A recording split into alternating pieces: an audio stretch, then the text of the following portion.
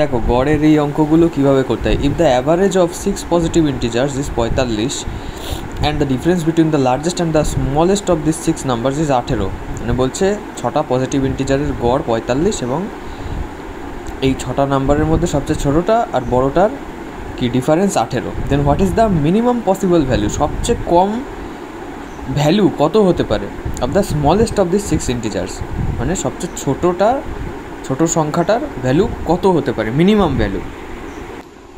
দেখো এই অঙ্কগুলোর ক্ষেত্রে আমরা সবসময় সবচেয়ে ছোট নাম্বারটা কত ধরবো, এক্স ধরে নেব, আর সবচেয়ে বড়টা কত হবে, যেহেতু আমাদেরকে ডিফারেন্স বলে দিয়েছে যে ডিফারেন্স হচ্ছে গিয়ে 18, তাহলে আমাদের ছোট নাম্বারটা হবে এক্স আর বড় নাম্বারটা কত হবে, এক্স প্লাস 18, ঠিক আছে।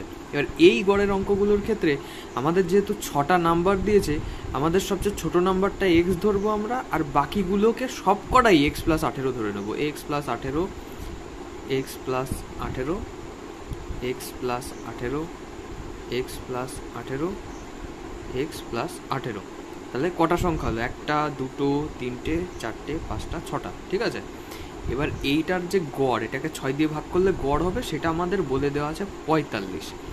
এই সমীকরণটা যদি সলভ করি আমরা, তাহলেই আমরা কিন্তু পেয়ে যাবো এটা। তাহলে এখানে আছে 6টা এক্স 6x প্লাস 5 18 90, আছে 6 45-এ 40 30 270, ঠিক আছে। তাহলে 6x ইজ ইকুয়াল টু কত হচ্ছে, 180, এক্স ইজ ইকুয়াল টু 30। এই যে 30টা বেরোলো, এইটাই হচ্ছে গিয়ে এক্সের কি মিনিমাম ভ্যালু।